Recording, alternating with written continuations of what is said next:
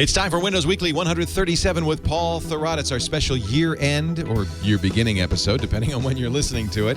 Paul's going to look back at 2009 and at the decade and look ahead to see what's up in 2010 for Microsoft. Our very special Windows Weekly is next. Netcasts you love. From people you trust. This is Twit. Bandwidth for Windows Weekly is provided by CacheFly at CACHEFLY.com. This is Windows Weekly with Paul Thurrott, episode 137 for January 1st, 2010. Stick a fork in it. It's done. Windows Weekly is brought to you by Audible.com. To download a free audiobook of your choice, visit audible.com/windows and follow Audible on Twitter at audible_com. And by Astaro Corporation, makers of the Astaro Security Gateway, the best unified threat management device in the market. Call 877-4 to schedule a free trial in your business. And by the new voice-activated sync, featuring hands-free calling, music and podcast search, and turn-by-turn navigation. Available exclusively on Ford, Lincoln, and Mercury vehicles. For more details, visit syncmyride.com.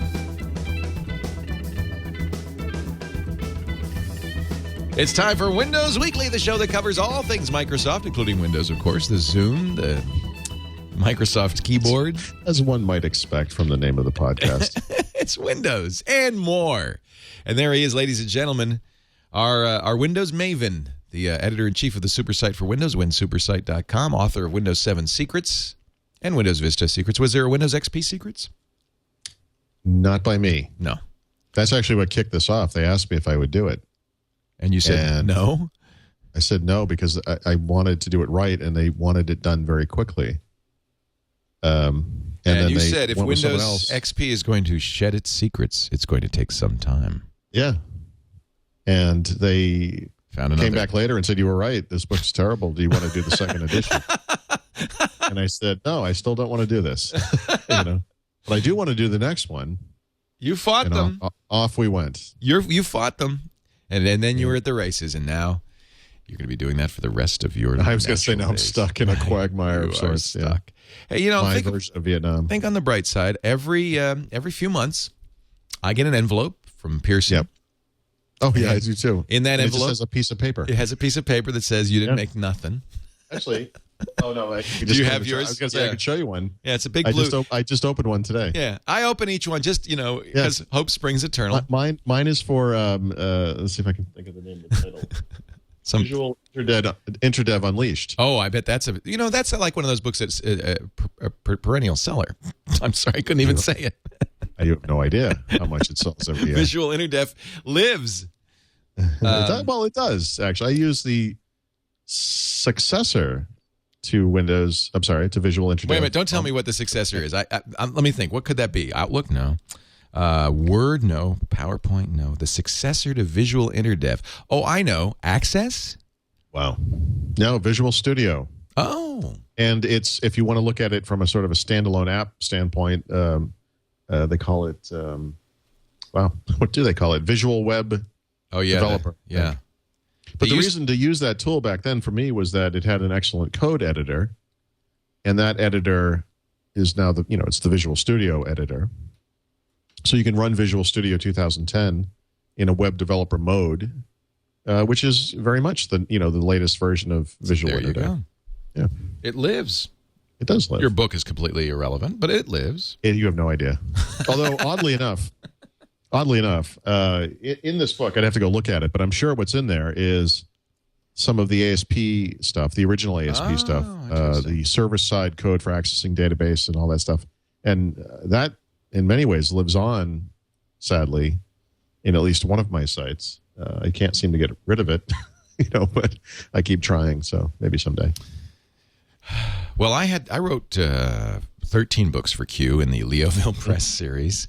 Nice. And occasionally, I always open those envelopes because, because you get that. Are they still around? Oh, yeah. And they're part of Pearson, so... And what isn't? What isn't? Even Harry Potter's part of Pearson. Sure. So the first 12 pages are just, excuses why they're not going to give me any money. But if they are going to give me any money, then it'll be on the last page. So what I do is I always go to the last page. I throw out the top. I don't care. And just see if there's a check at the bottom. If there isn't, I recycle the whole thing. And there never is. There never is. Well, I don't know. Maybe for you there is. I got a check. No, I got a check for $250 like 2 months ago. I don't know why. Nice. Yeah, the books I have that go through Pearson are older now for the most part. Well, this covers 2003 and up. Last one was 2006, I think. Maybe 2005. So it wasn't, it's not... It's been a while. I don't know where that money came from. It doesn't make any sense. Did somebody sell one of these? Yeah, so one copy in New Zealand. It must have been something that they sold a long time ago, never accounted for. Maybe it added up over time, or it was 50 cents at a time. I know they won't send a check unless it's $25 or. Oh, that explains it. That's probably what's in the first 13 pages. You'd be getting a check right now, but it's only for 3 cents. You're right, and the accounting for which must have cost more than $25. Oh, yeah. Absolutely. I never understand that. They spend so much money. Well, they have to do that. I know that. We do that. We send you a 14 or 15-page statement every check, right? Yeah, actually, you send me something better, which is just a check. Actual money. You don't have to dig through it. No, there's no digging. It's just we don't explain where this money comes from. We just send it to you. I'm surprised there isn't blood on the check from me cutting my fingers from chashing it so quickly. Or blood from me sweating on it as I sign it. Yeah. Anyway, Happy New Year. It's great. We're winding up 2000. As we record this. Now this show will appear on the first day of 2010. Mm-hmm. And by the way, we did last week. We did the Decade Ender Twit. And I knew this would happen. I even started the show saying, I know technically the decade ends in 2010, but no one. True? Yes, yeah. it's the same thing with Y2K. But no one thinks of it that way. It's an odometer thing. When it clicks to 10, that's a new decade. That's the teens. It was the aughts.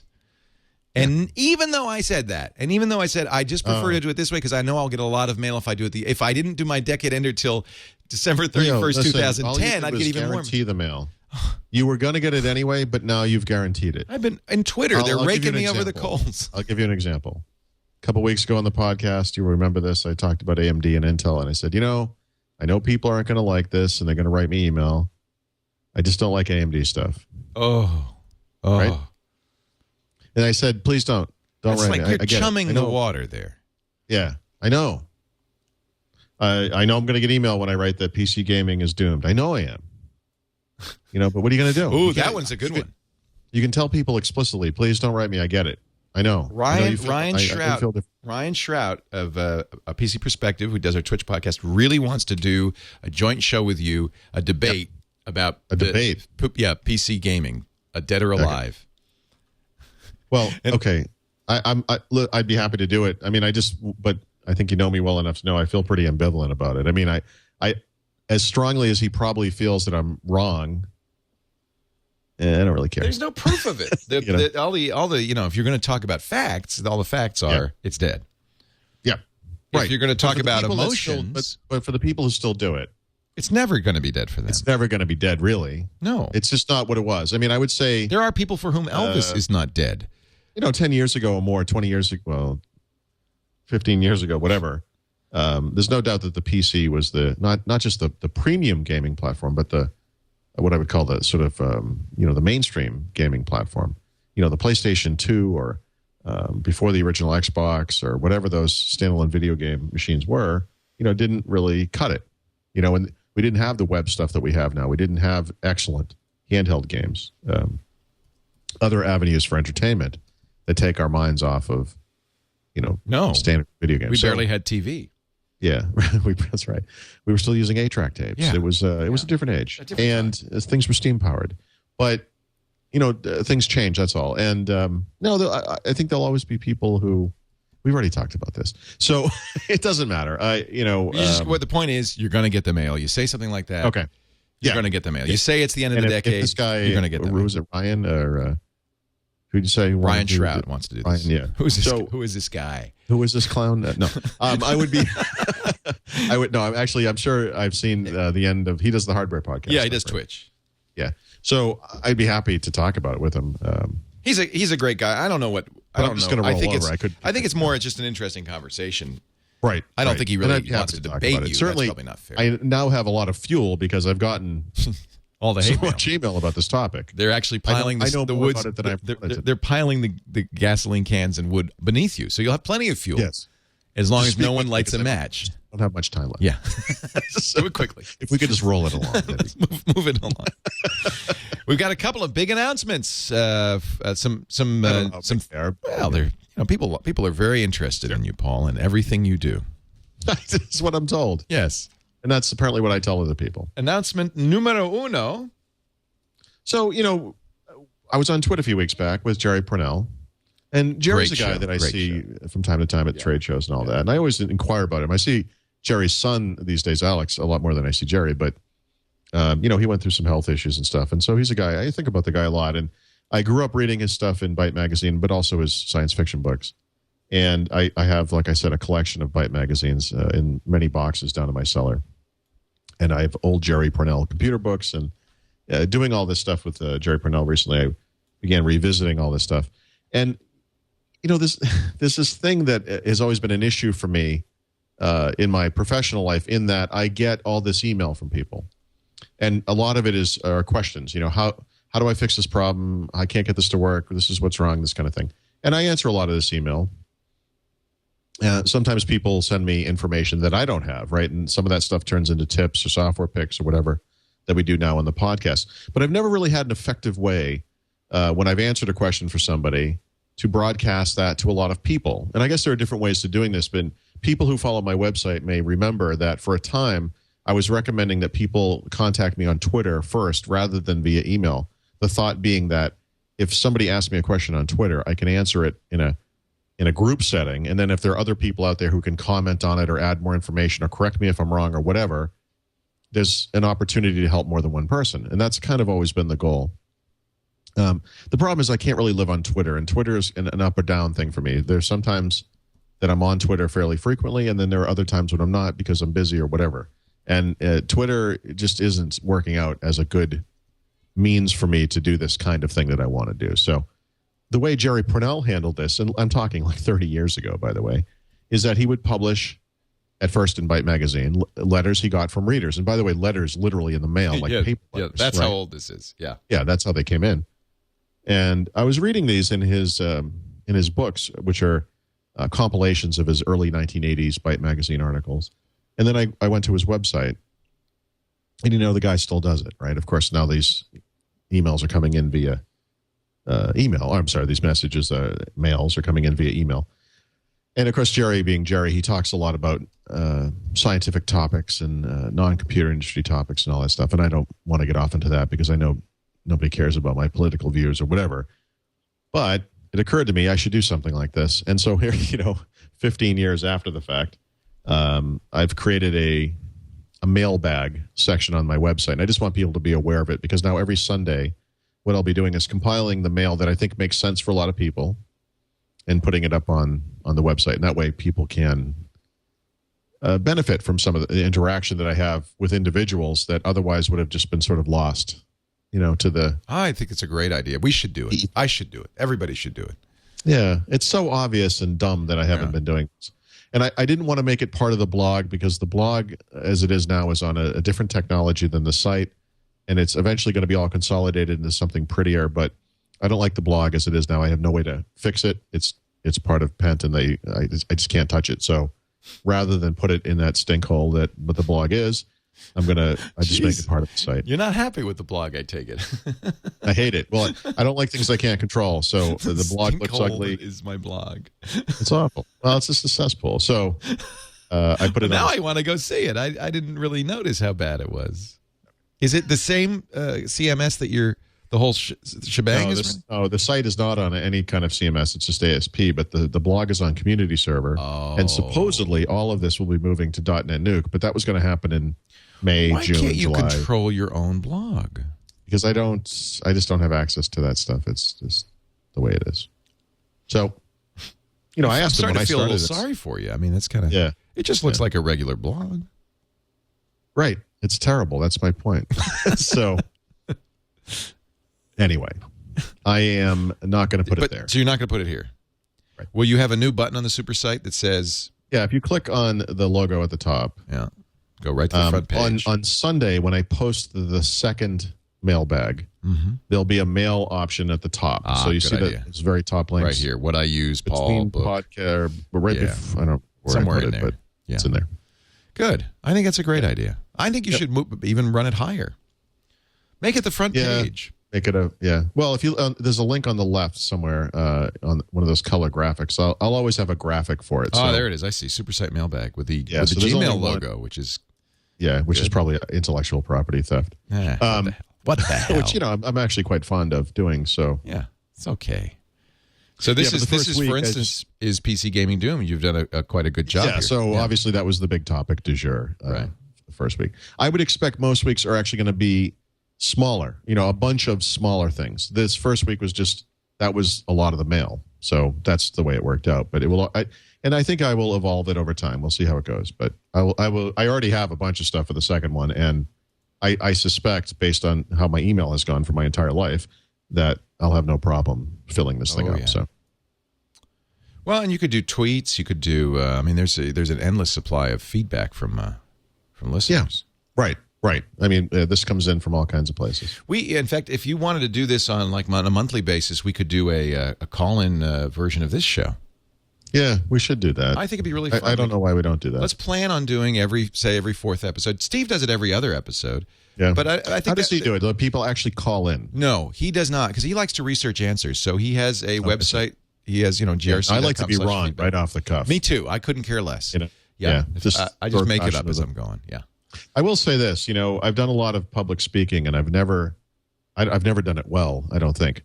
But the one thing I think I do well in those situations is that Q&A part. I really enjoy the impromptu questions because people ask the craziest questions sometimes. Well, but they ask what people are interested in. That's my favorite part of speaking too. Yeah. A lot of people are afraid of that kind of thing. To me, that's the only part I care about. It's funny, me too. And I almost feel like, I couldn't really take their money if I didn't give a speech. I was in The Hague. I got kicked off the stage. I wanted to sit there and just answer questions. They're like, no, we got to wrap this thing up. I'd almost want to just say no speech. Just let me do. Let's just you and me. Let's just talk. Do Q&A. Yeah, I would do more speeches if I could do that. But people think they pay me money. That should, do do some work. Yeah. I don't know where they got that idea.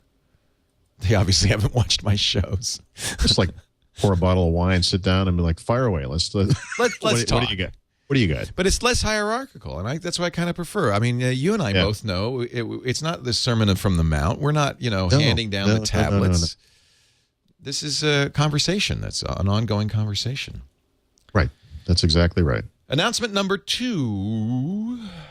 So I've gotten a lot of questions. I occasionally do these Everything Must Go events where I give away or sell electronics and books and, other things that have been piling up here. Because, one of the things that occurs with me and as with you, you make X amount of dollars and then you spend X amount of dollars minus 10 to buy all this stuff so you can write about it and review it and all that stuff. That's right. I don't keep all of it, and if I did pay for it, I sell it for very cheaply. If I didn't pay for it, I'd give it away. And I am prepping, or preparing, one might say. You sounded like a little motorcycle there. I was going to say, I know, I tried to drag it out a little longer than usual, but I was it was a combination of prepping and preparing, which I couldn't quite. Prepping.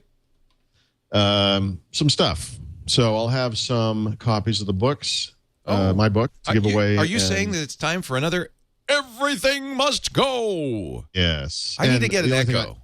That was it was good. Where can I get an echo? The only thing is, I don't. In keeping with our previous conversation, please do not write me and ask me what I'll be.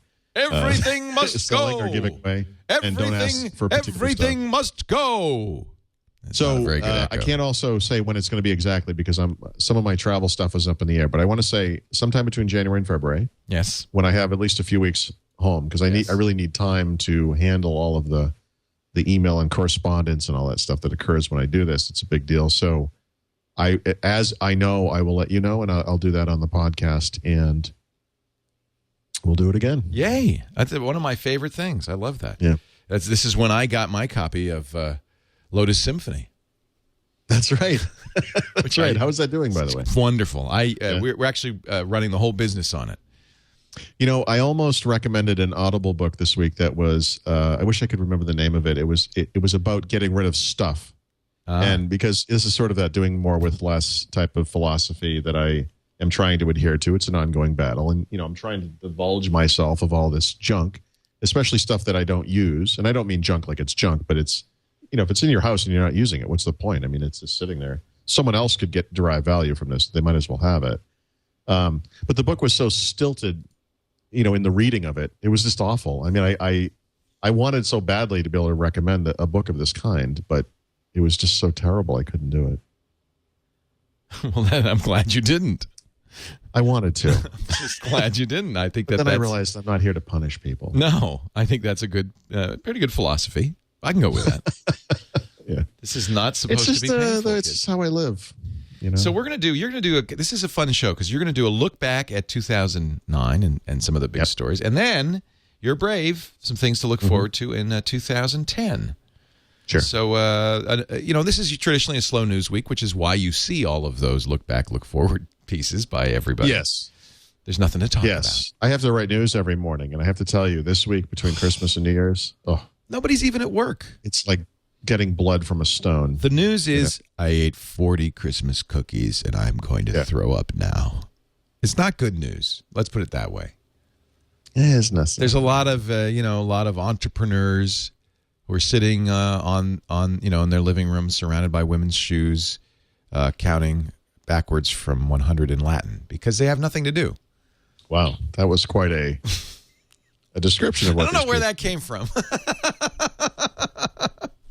Speaking of the plot of a Guy Ritchie movie, actually, I do know where it came from. The great first American chess champion, Paul Morphy, who was a man from New Orleans and was the greatest player in the world in the 1850s.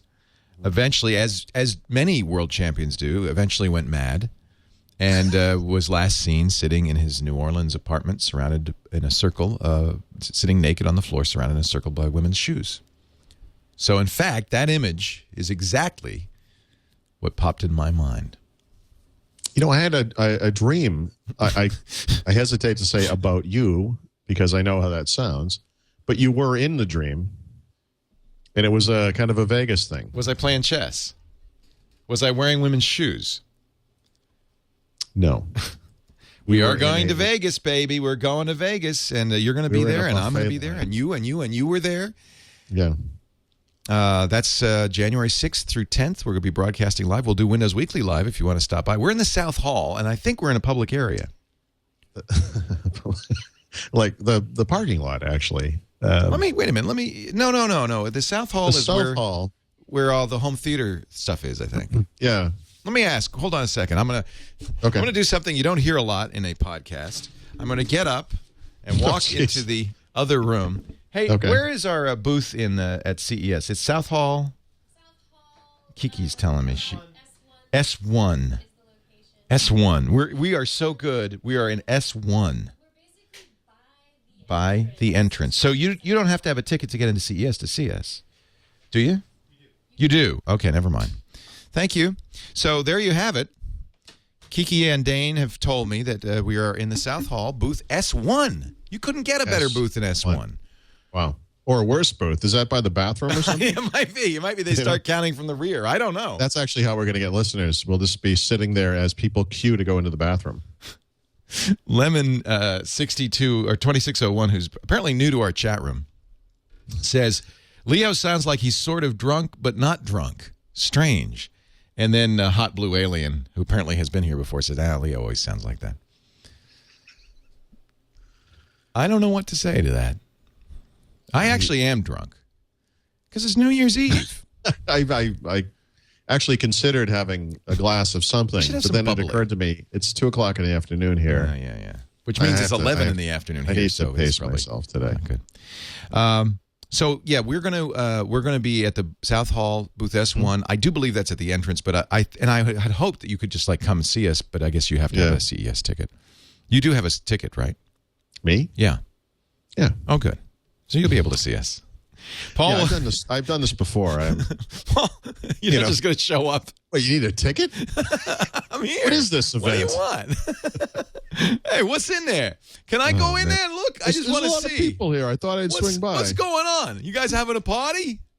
You ever fly to Vegas and you're on the plane with these people who are looking around them and wondering what the heck is going on? Yeah, who are these people? And then you realize, then they suddenly realize they're going to Vegas on the worst possible weekend of their lives. Yeah, they're realizing this is not a good thing.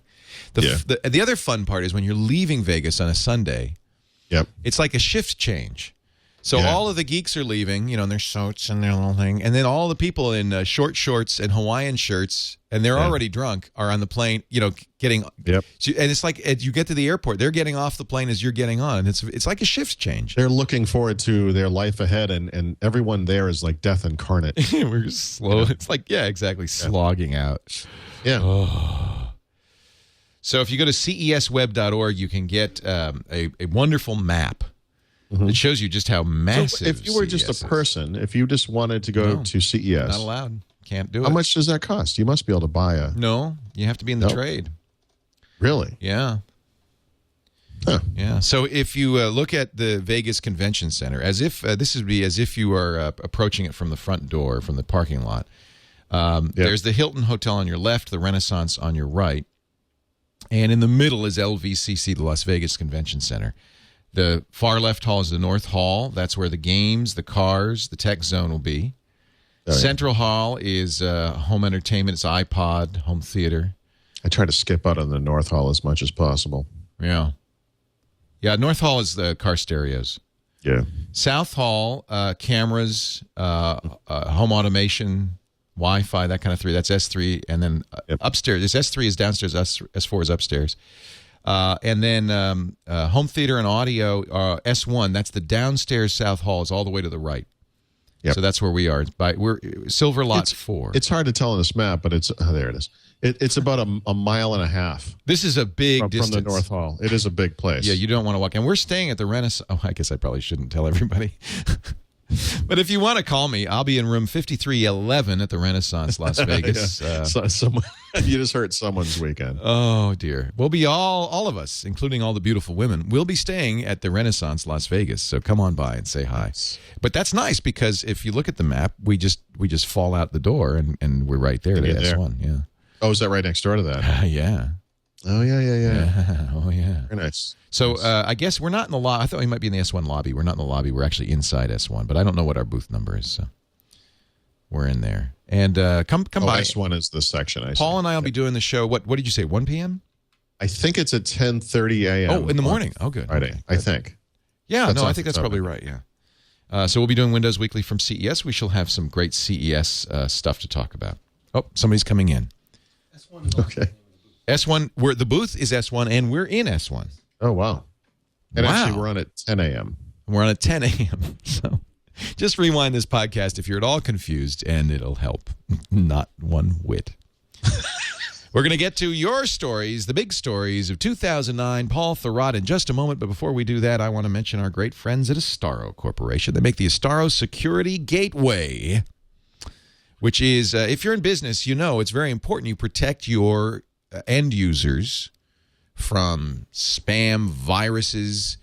You want to protect yourself from them misusing your computer equipment and internet access. And there is something called a UTM, a Unified Threat Management Box. It does all of this.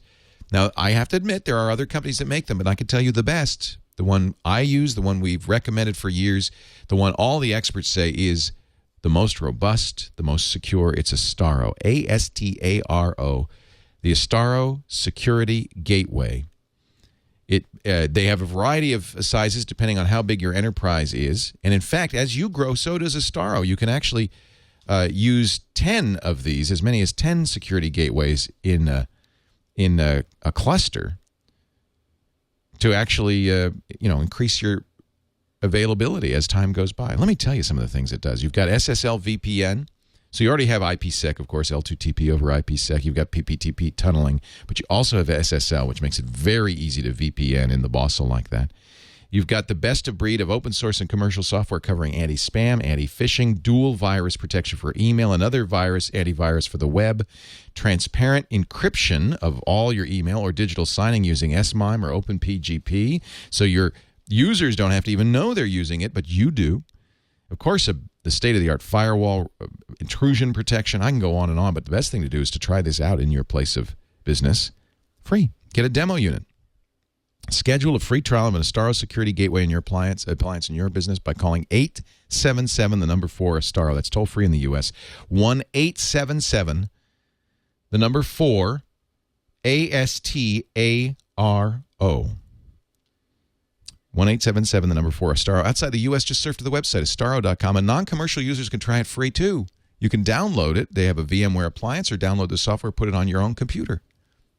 Just find out more at astaro.com. We thank them so much for their support. Astaro was our very first sponsor, starting on Security Now on the Twit Network, and they've been with us for 4 years now. And wow. Yeah, I'm really proud to be a part of the growing Astaro family. So Paul Thurrott, we didn't get to do this with you on Twit. I wish we had, but a look back at the year. You could even, if you wanted to look back at the decade. What was the version of Windows? Was it in 1999? So actually, I did this I write a newsletter every week called Windows IT Pro Update, and this newsletter was my introduction into the job I now have in a way. I was contacted by what was Duke Publishing at the time. They published Windows NT magazine, now called Windows IT Pro magazine, and they asked me if I would write this newsletter. So I started writing it in August 1999, and so this is an anniversary for you too. Yes, yeah. There's a number of anniversaries here. You know, it's the 15th anniversary of my WinInfo newsletter. Wow, I don't you know have been exactly doing this when a it long started. time. 15 Yeah, years. I wrote about that today in WinInfo a little bit. I don't have any of the early stuff from that, unfortunately. I wish I did. But what I do have is every single editorial I've ever written for Windows IT Pro Update. It was funny.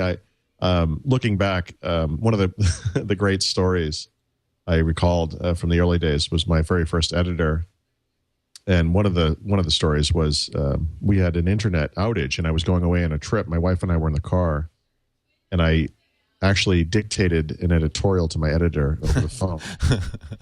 Your wife must have really loved you. Well, she did. I mean, it let us go, right? I mean, yeah, that's true. No. But looking back at that first year... Oh, wait a minute. I have details. Wait a minute. Details? I have been handed this important announcement. Okay. We are in S1, which is the first floor of the South 1 Hall. We are on broadcast platform number 1. Okay. At the top of the stairs as you enter. Okay. So come in, hang a Louis, go up the stairs, look for broadcast platform 1. No, we are not in the guide. You cannot search for us because we are not paying exhibitors. We are media. Wow. So that's how you find us. And Paul, I'm going to have this faxed to your... I want that exact note. And please do use fax, because that would be an excellent use of technology. I think this is what it's made for. Actually, can you just snap a picture of that right now? I can. And who wrote that, by the way? That's well, you probably recognize the calligraphy. That's this Comic Sans. Yes, that's Comic Sans. That must be Dane. You got it. Dane Golden's amazing handwriting. Actually, I think he took extra care with this. Didn't you? He did. He took extra care with that. He did. He writes like my wife. And unfortunately, that's not a compliment. It's a good thing you don't write like your wife, or you wouldn't have been sitting in that car dictating that column. Yes. To continue. Well, no, actually, my wife is an excellent writer. I meant from a She's a professional writer, isn't she? Yes, she is. Yeah. As opposed to me and you. Someone has to be. Yeah. Someone has to. We just do it for fun. Handle the business end there. I'm sorry. Continue on, please, with your anecdote. No, I was just... 15 years ago, ladies and gentlemen, this man was 12 years old. Yeah, that's right. No, sadly, I was... But you were a young guy if you've been doing this for 15 years. You were, what, 20? 28. Well, I started writing books in 93.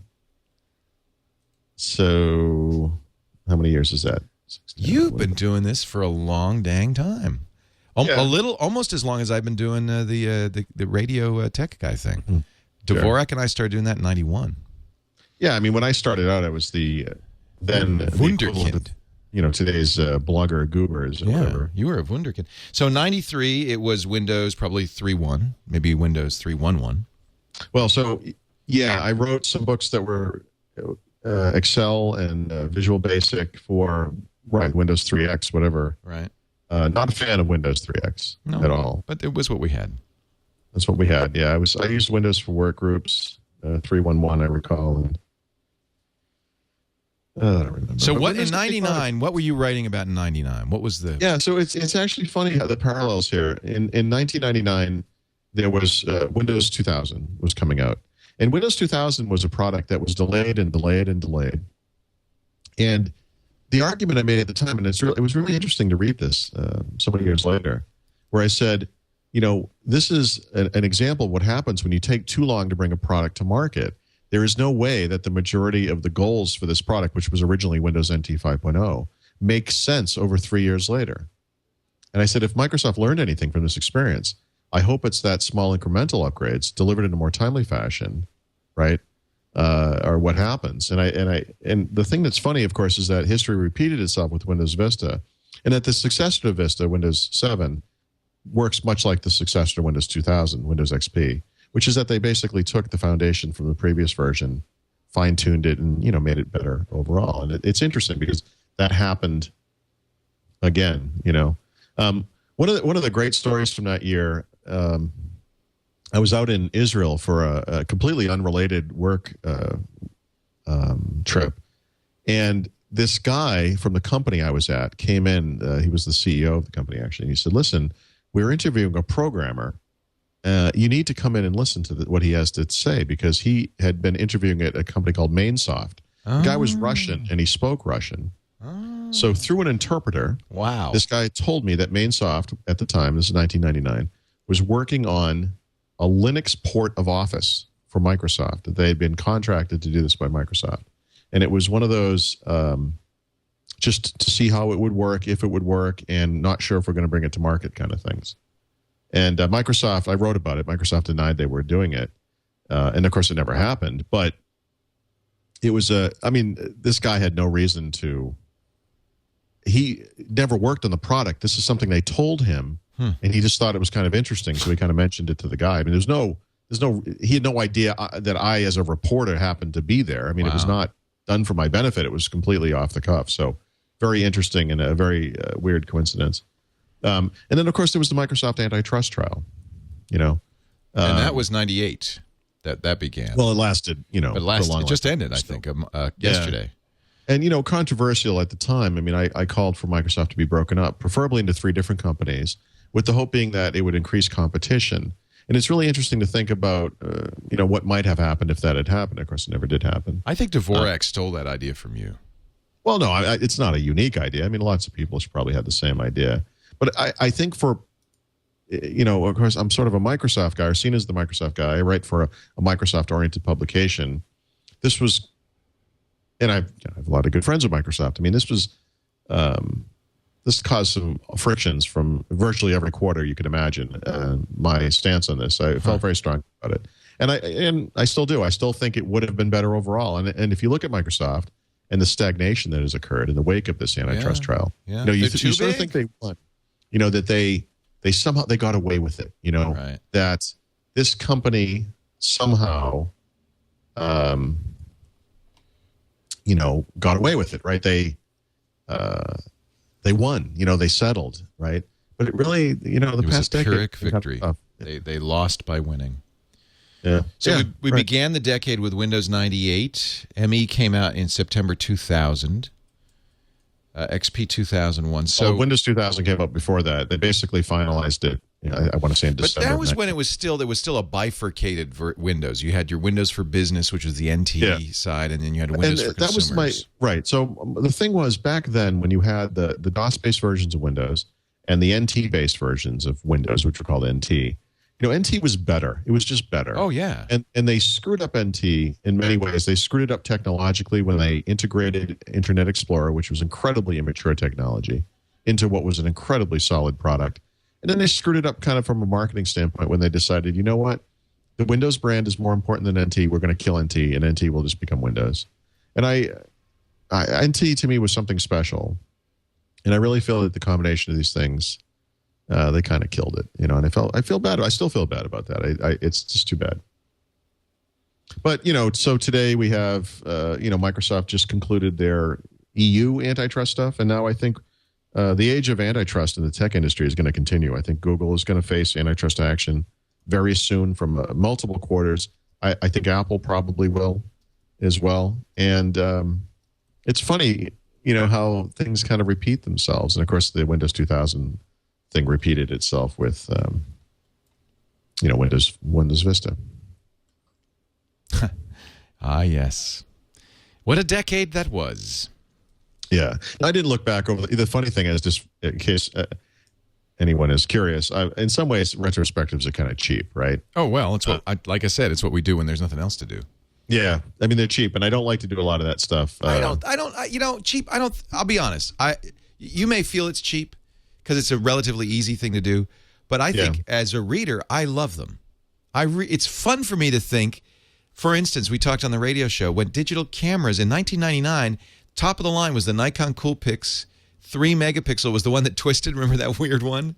Oh, yeah. That was the state of the art. And we've come so far in 10 years with digital photography. That's true. Yeah. So it's cheap. You as any good journalist, you want to do reporting. But it's kind of fun to look back and think about where we were 10 years ago. I think that's fun. I could get lost in this stuff. I very specifically, I wasn't sure how I was going to approach this look back thing. And I looked at what I did in 1999. And I thought, I could spend forever on this. Let me just focus on 1999. Yeah, you're right. 1 year is enough. It would be too hard, to look at the trends and as everybody knows, the decade won't be over for another year. So right. So I have time really to work on this. Maybe that's how I'll spend 2010 or 2010 or whatever we're calling it. Somebody said you can't call it 2010. I thought, what? Everyone calls it 2010. If you look at the Microsoft product names, Office 2010, that's what they say. You don't say 2010. That's too much. Too many syllables. I do myself tend to say 2010. I have a hard time getting over that, but I guess I'm going to have to get used to it. Because you have to look forward to the years and think, well, how are you going to say? People don't say 1917. They sound old-fashioned, I don't know. 2017. 19 and... it's true. Like a Gordon Lightfoot song or something. 19 and 17, the Edmund Fitzgerald sang. So what happened? What would you say the big stories of 2000? Well, actually, before we get to that, I'm curious. You did this on Twitch. So what... Was there a single big story of 2009? Or how did you resolve this? What was the... Oh, it was fascinating. Well, actually, we did the decade. So we asked many of our hosts. I believe we asked you, but you declined to participate. I pretty much ignore all your email. I didn't. I'm sorry. No, it's fine. I didn't even get to everybody who did because we just had so many. Yeah. We had many listeners as well. Sure. A couple of things I'd bring up. The human genome was mapped this decade, and that will end up being perhaps the most important development of that decade. We don't know yet, but I wouldn't be surprised.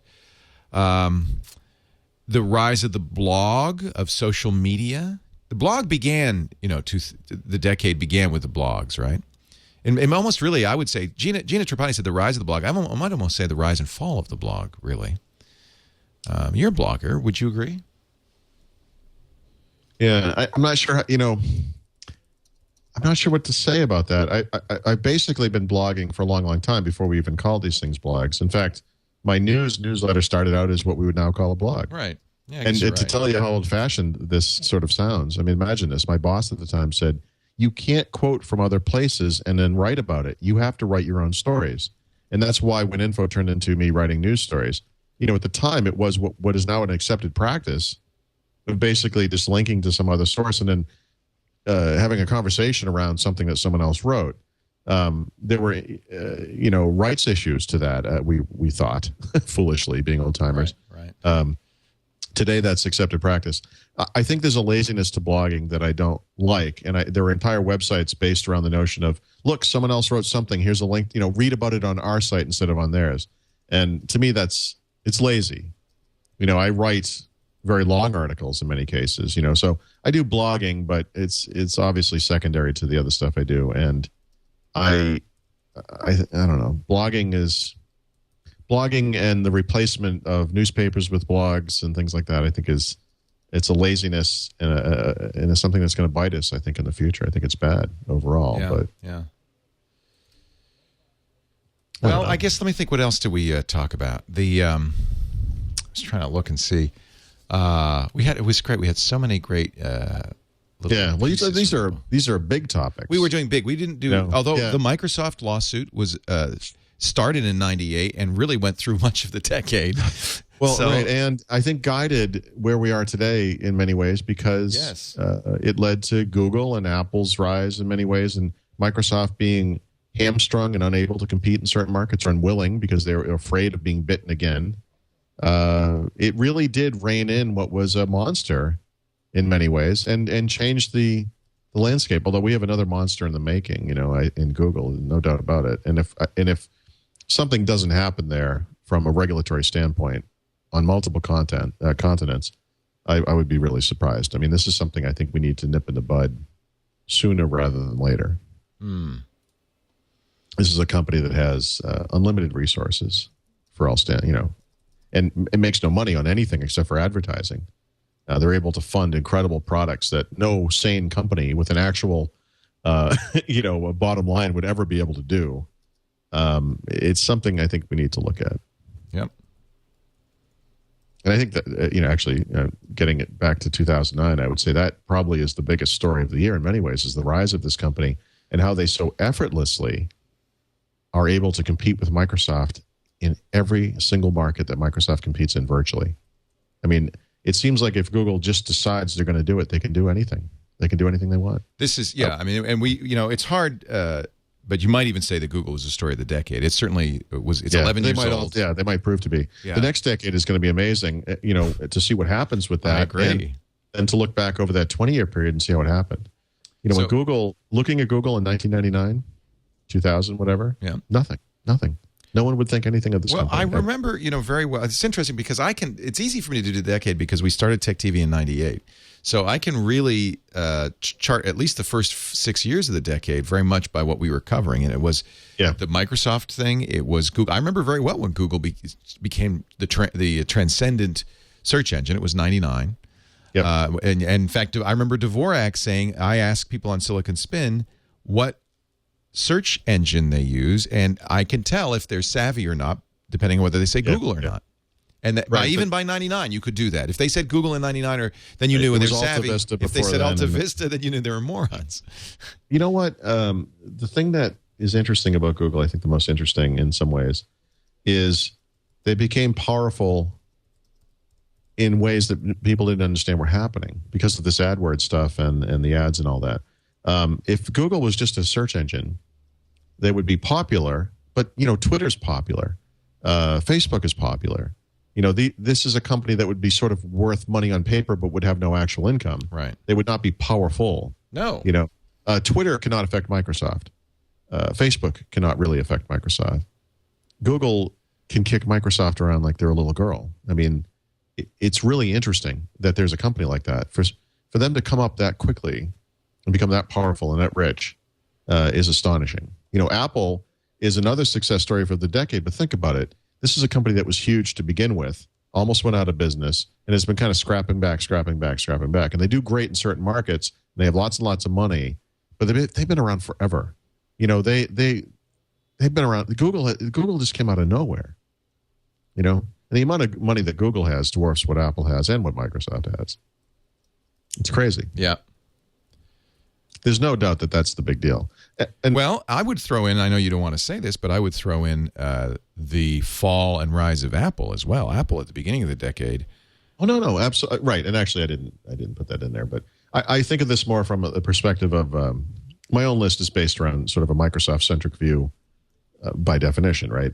I don't know that Apple... Let me just think about that. I don't think that Apple has impacted any of Microsoft's core markets directly in any meaningful way, but they did, of course, create new markets. Right. The MP3 player market was nothing. Apple took it into the stratosphere and whatever Microsoft had going on there was the iPod came out in 2001. Yeah, changed the world of music.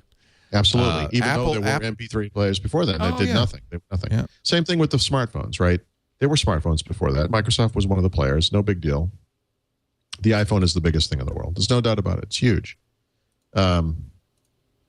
Yeah, so those things to me are new. I mean, for all the, for all the success of the Mac that gets trumpeted, you understand they're still not back to the market share they had in the early 1990s. True, but market share is not the only way to look. I mean, as terms of profitability, they are now capitalized.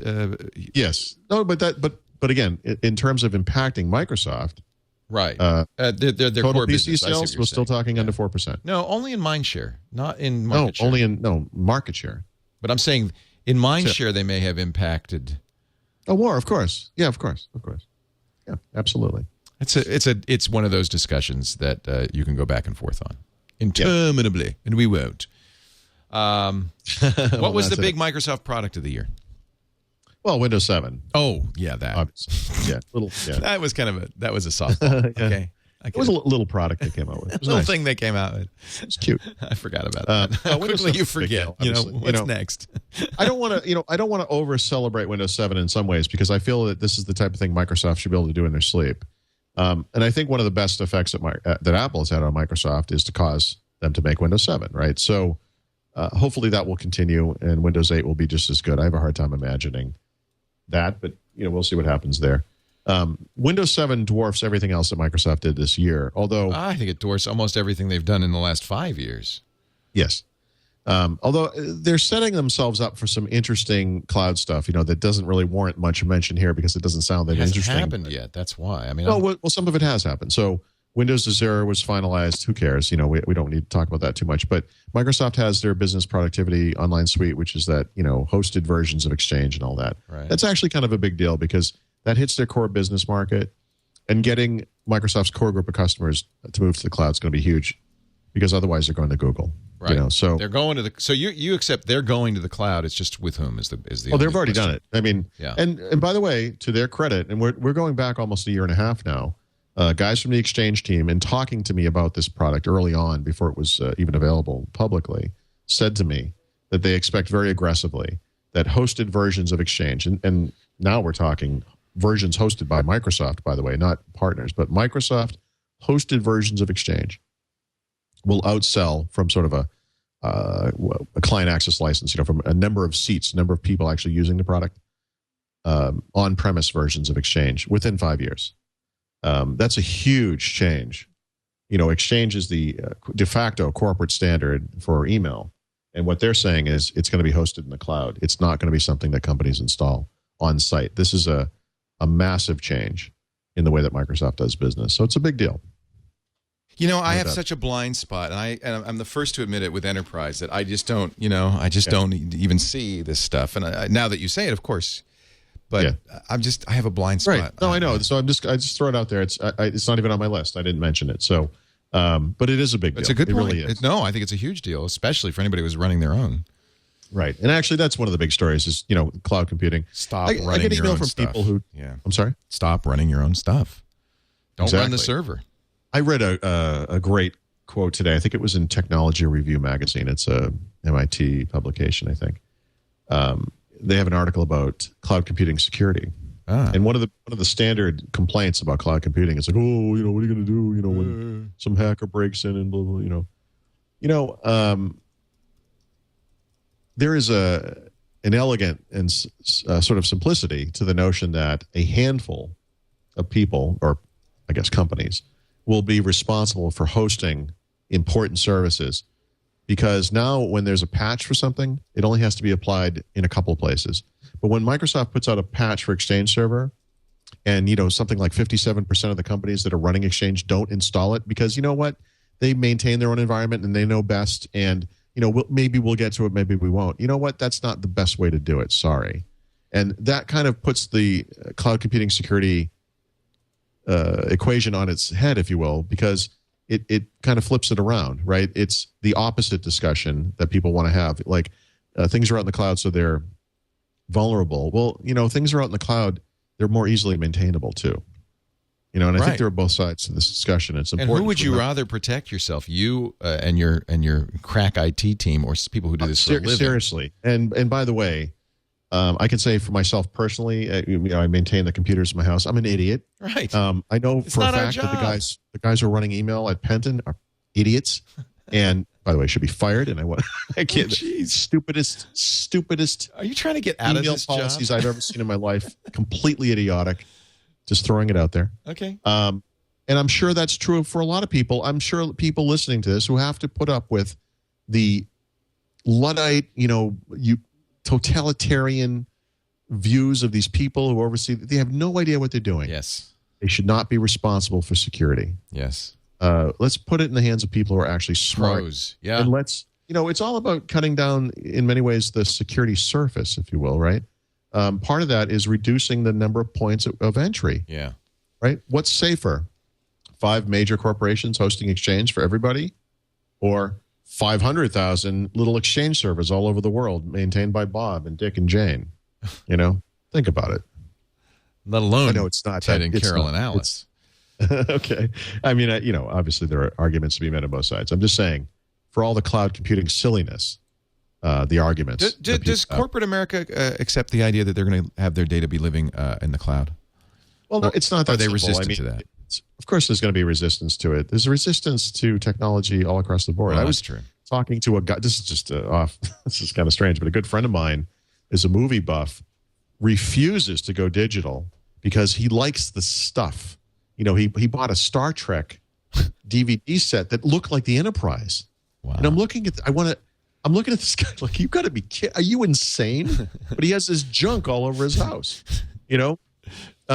This is the same mentality I think that people have when they look at cloud computing. Some people, same mentality that corporations have when they look at cloud computing. You're saying that they want the Jabba the Hutt action figurine.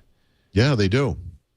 They want to hold it. There's a reason. It's like when TV Guide comes out with 4 different covers for the same issue. Right. People collect that Collect stuff. all 4.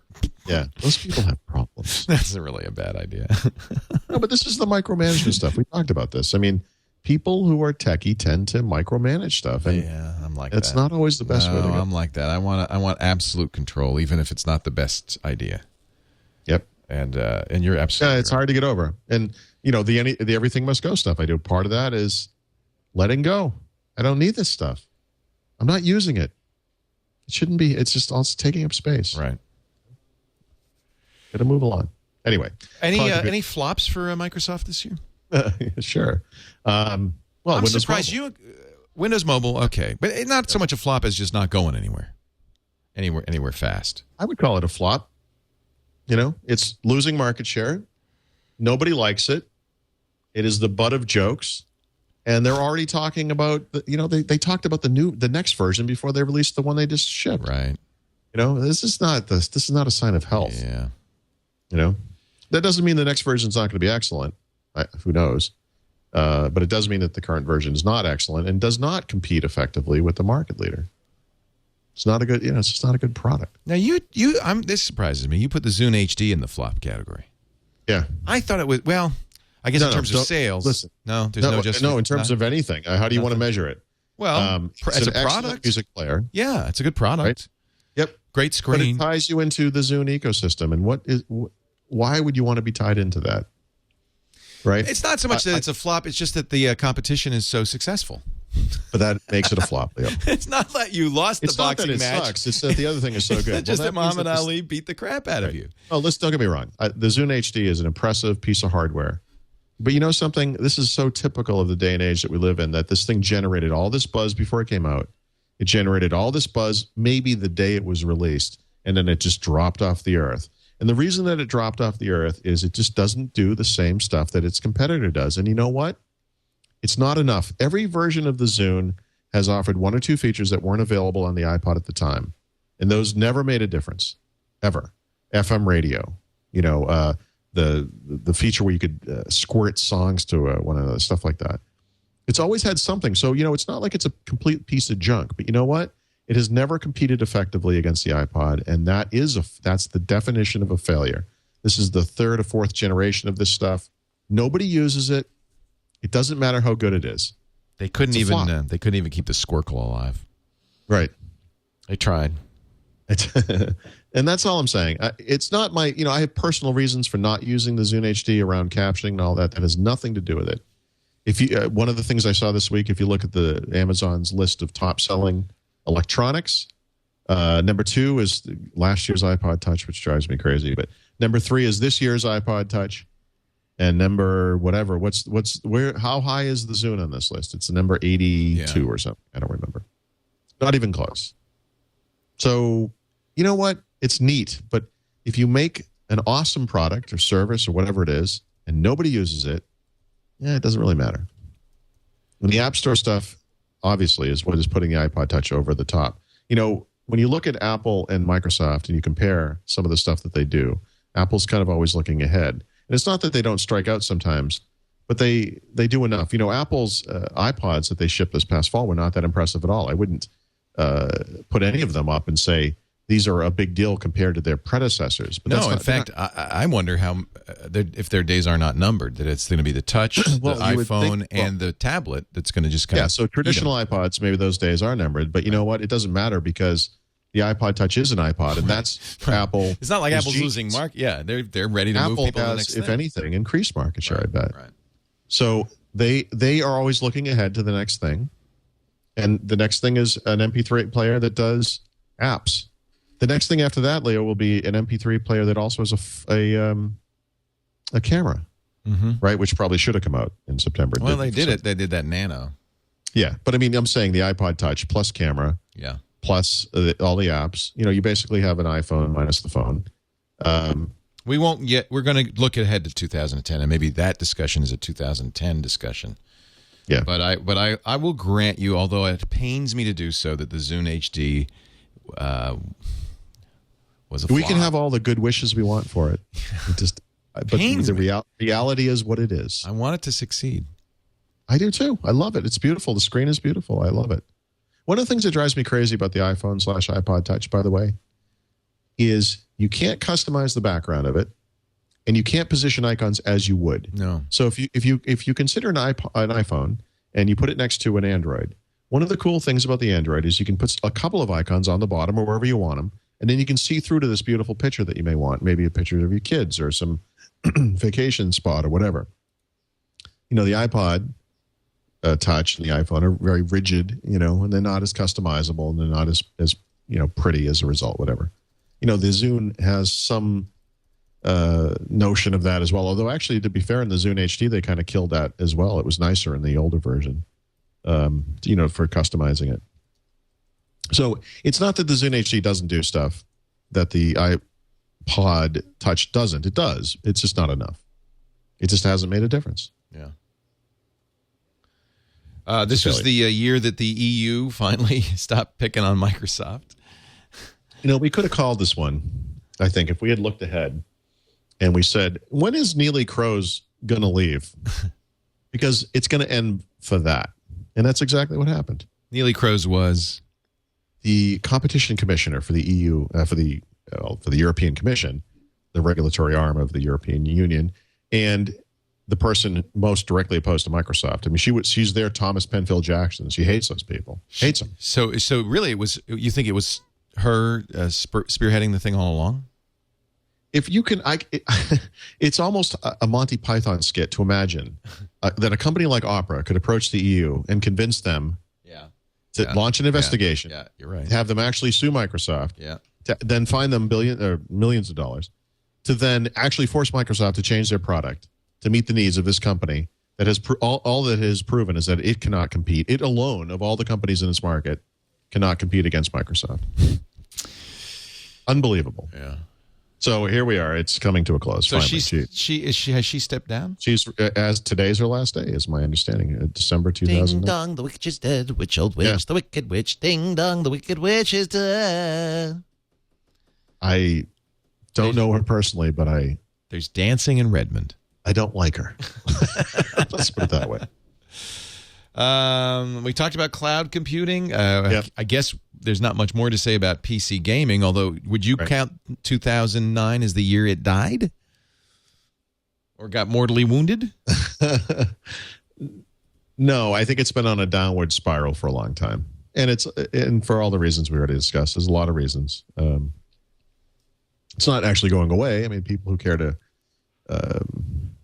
game on PCs will be able to do so. But 2009 was a year that we saw some interesting trends. For example, the Call of Duty game that came out, and they didn't put dedicated servers on the PC. Now, in the past, the PC market would have been so huge and the complaints would have been so vast that they could have forced this company to do what they wanted.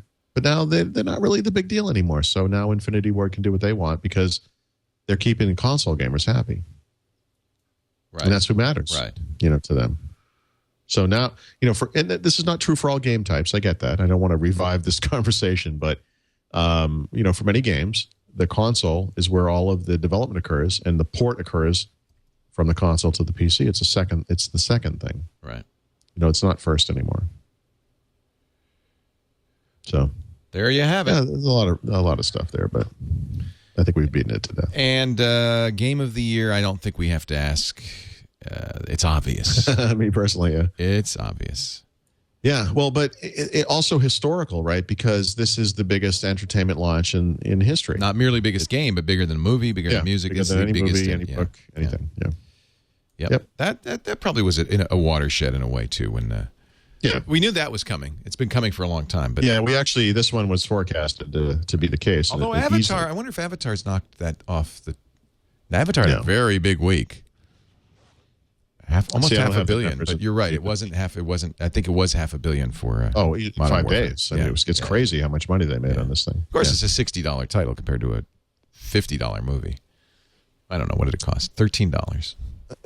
Yeah, but look. By the way, so you made it sound expensive, but looked at another way. Per hour, Avatar lasts for 2 hours. Right. $6.50 an hour. I've been playing Call of Duty nonstop since it came out. So I figure the more time I spend on it, the more value I've gotten out of it. So it's eventually it will pay for itself. Avatar has made, as of our recording, $618 million worldwide. So I'll take away one other piece of deduction from this, which is you look at Modern Warfare 2 and Avatar. There's no question we are spending more for content than ever before, and that the movie industry and the recording industry that's been bitching and moaning about us being pirates, right? It must be the greediest SOBs in the world, because they're doing fine, thank you. Wasn't it last year that the best-selling movie of the year was Iron Man, I think, a year before? Right. And it was also the most pirated movie. In fact, I think the pirated version of the movie came out before the movie came out. Right. I could be wrong. It did. That was one of the things people said, oh, no, it won't do well now. Oh, yeah. I guess they did okay. $745 million according to Box Office Mojo. So it's probably pretty close to Modern Warfare 2. It's an entertainment launch record. In other words, if you look at the first 24 hours, the first 5 days, whatever it is. But both of them are doing very well. There's no question. Those are two successful things. And I might point out, both doing well primarily with geeks. Sure. We do rule the earth. We rule now. We should stand up for ourselves. Yeah. Stop. No more jokes about bad glasses and not getting dates. Although, by the way, there's nothing worse than having glasses on and having to put 3D glasses on. That's what I did. I watched Avatar with 2 pairs of glasses. Talk about it. Cool. Yeah. And the glasses, we were at a Real D house, which they actually look like nerd glasses. They thick black frames. Oh, they're like the old lady glasses from Florida. Yeah, the thick black frames on top of my regular glasses, and it wasn't like my regular glasses kind of fit inside. Yeah, no, I was that kind of dork who was wearing 2 glasses. 2 pairs Good of stuff. Glasses. I looked like Urkel. That's why I hiked my pants up to my waist, up my waist. That's why. So you know why that was. There was no other reason. Let's take a break. We're going to come back and talk about what to look forward to in 2010 with Paul Thurrott, Windows expert at the Supersite for Windows, winsupersite.com. But before I go on, I got to talk about Vegas, because we're going, baby. Vegas, the Las Vegas Express. The entire Twit team's going down there. Some of us are flying, but some of us are driving in our brand new Lincoln. We got a Lincoln MKT just for the week. Lincoln's lending us this car so it's got the sync in it, so we can show off the sync. So if you see me in Vegas, say, hey, I want to take a test drive, and we'll go out in the lot and I'll show you the the amazing hands-free calling, music, and podcast search, turn-by-turn navigation. I'll have all 3 phones. I'll have them all paired. I'll show you how I could play a song from any phone, how I could connect my iPod or my Zune HD via USB. Because, yes, Ford Sync comes with USB. It also comes with GPS and turn-by-turn directions that you call for. The whole idea is you keep your hands on the wheel, your eyes on the road, but you press that button and you say, give me directions to Vegas, baby, and it will walk you through it. It'll even tell you if the traffic's bad, thanks to the great Sirius Travel Link information. Travel Link also gives you things like the best fuel prices along the way. If you're running low on gas, you press the button, you say Travel Link, you say fuel prices. It'll show you the nearest gas station or the cheapest gas station and then route you there. Movie times, you want to know, you say, hey, I'd like to see Avatar along the way. It'll tell you that. It'll even read you headlines from the New York Times and other news sources. It'll play you podcasts by name. You could say, I want to hear Windows Weekly. It's just incredible.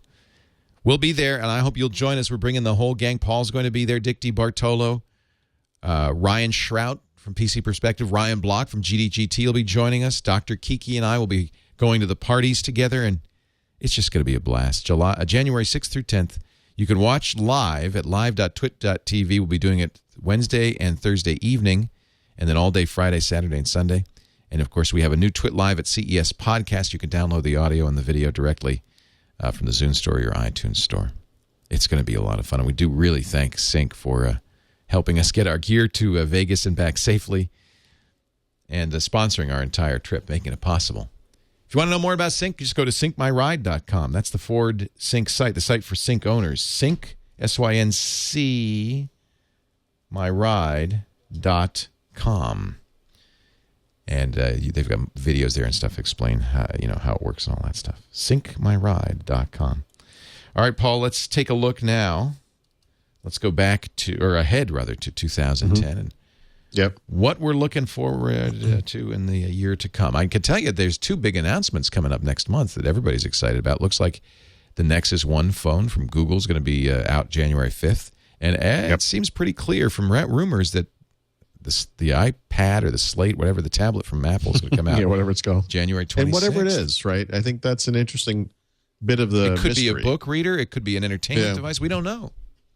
As I've said before, selfishly, I would like it just to be an iPod Touch with a bigger screen because that's what I want. But who knows? I think it will be at least that. I think it's the potential to be, and the rumors are something much more significant. I guess so, but what could it be? You think about the sort of tablet devices that are already out. Is it yet another mobile internet device? In which case, it's kind of like what? Right. I don't know. To me, it almost needs to be tied to other stuff. Maybe that subscription service that's been rumored for TV shows, or there needs to be more because otherwise it's just more of the same. And again, an iPod Touch with a bigger screen would be quite welcome here, but I don't look at that as a big business model. Right. Well, it seems to be that they're going to go after the ebook readers. Yeah, but even that has a limited appeal. It's an unproven market. It's an interesting. And by the way, I would just burst that bubble by saying it is inconceivable that Apple could have orchestrated deals with all the major publishers and none of it has leaked out. And you've actually heard no rumors to that effect. So the ebook reader thing to me doesn't make a lot of sense. I do not think that word means what you think it means. Which word? Inconceivable. No. It's conceivable. Yes. You make a very, very good point, which is if it's going to be a book reader, they have to have content deals. And clearly they haven't. I mean, maybe they have some. There's certainly been rumors that they've been talking to people like the New York Times. What's the better market here? So let's think about this for a second. Apple has an app store, which is already there. And one of the apps that could be on there is a Kindle app, which is. Right. And it's free. And, Amazon is making money when you buy books. Does Apple need that to succeed? Or, I don't know. I could picture electronic books being sold alongside audiobooks and other content in the iTunes store, I guess. It could be just a failure of our imagination. Let's see. Maybe the marvelous mind of Steve has come up with that's something. why this is so interesting, because I cannot myself with my little brain come up with anything that makes any sense Me for this too. device? Me too. I've been saying on Mac Break Weekly in front of Mac bigots, I've been saying for a year, I don't get it. We've had tablets. I don't get it. The sheer pass that this thing gets with the press astonishes me. Everyone is talking about this like it's the second coming. Nobody knows what it is. I think I think there's a pass because I think Steve has in the past proven that with the iPod in 2001 and the iPhone in 2007 that he can in fact recreate a category. All right, so you invent the iPod, and then the next thing you come out with is the iPod Mini. That's not really a new thing. It's just kind of an obvious continuation of what you already have. Yeah. Unless this is something incredibly special, this Slate thing is just the next version of the iPhone or another. It's like the Kindle DX or something. I mean, it's not a new thing. It's just another thing of another the same thing. So this is what I'm saying. It has to, for this to be truly exciting, there has to be something going on here that we don't understand. And it's hard to imagine what that could be because you sort of think through the possibilities. There's not a lot there to see. I don't know. I don't. It's intriguing because it's Apple and they've been right so many times. So you want to know more, but I can't. I mean, it's hard to get excited about something that we don't even know what it is. So that's kind of what I've been saying is I don't, just as you have, I don't get it. I'll be very curious to see what happens. Sure. I want to see it. January 26th. Let's find out. Yep. And I'll buy one. I don't care what it is. Oh, I will too. Sight unseen. Yeah, I've already ordered it, actually. I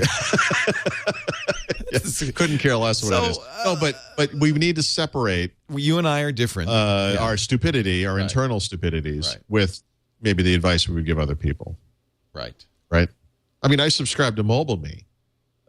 Do I recommend this to people? No. In fact, I openly mock it. But I need to keep an eye on what Apple's doing in the cloud. And I think that's going to improve and change next year as well, by the way. Not that matters to anybody listening to this.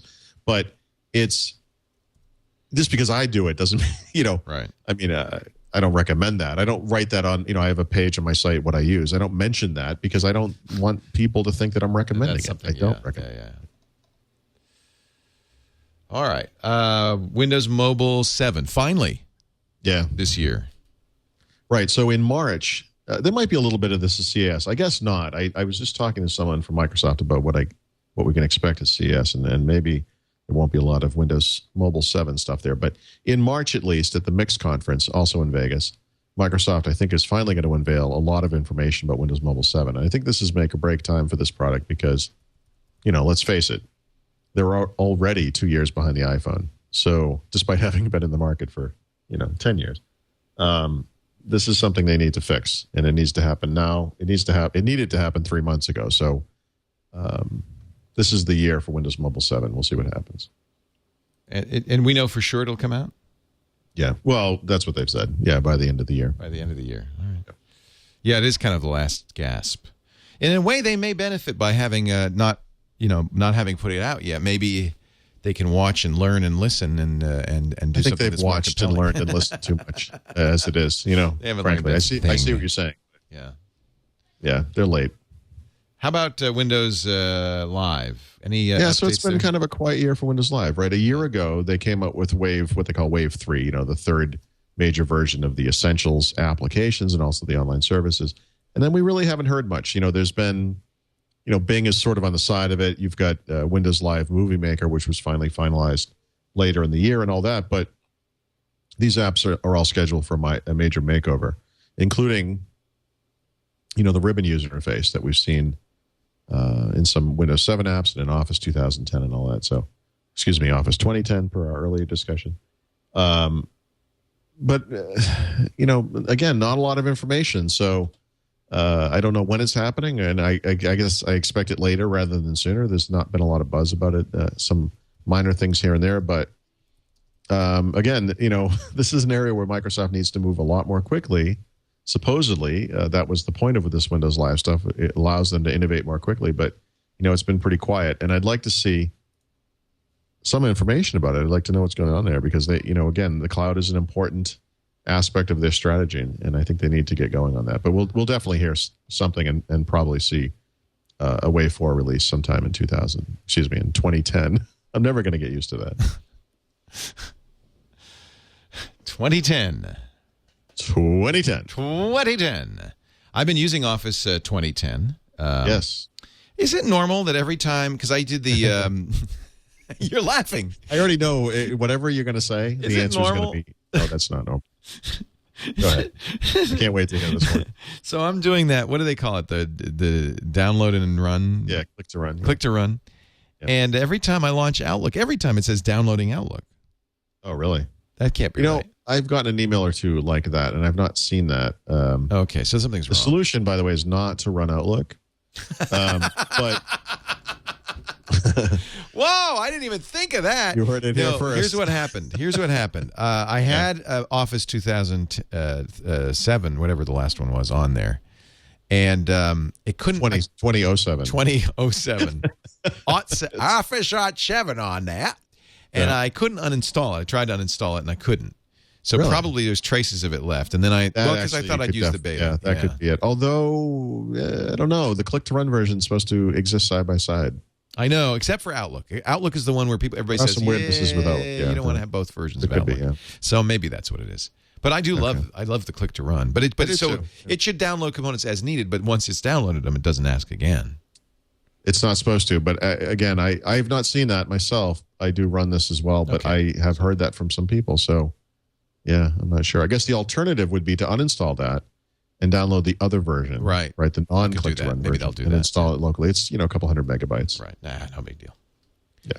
No big deal. So Office 2010 is going to be the big story of 2010, I guess. Or a big story. Yeah, one of the big ones. I think it'll be a big release. And again, I think from the point of view of the core applications, it's kind of a minor upgrade in many ways, especially if you're a Word guy like I am. It's not anything major, but I think the work they've done across the suite to improve all the products and make them look the same and improve the ribbon and all that, and some of the strategies they have around the product versions. They're going to have a free version of Office for the first time, and of course the web-based versions of Office. I think it's going to be a big deal, and Office is one of those things. I had a post about this the other day. People are trying to invent competition for Office as if OpenOffice.org is somehow taking over the earth. But the truth is, there's Microsoft Office, and that's it. There is nothing else. I mean, Google Docs is a joke. OpenOffice.org looks and works a lot like older versions of Office, but it's not. It's just not Office. It's not the same thing. Office is still a big deal. So.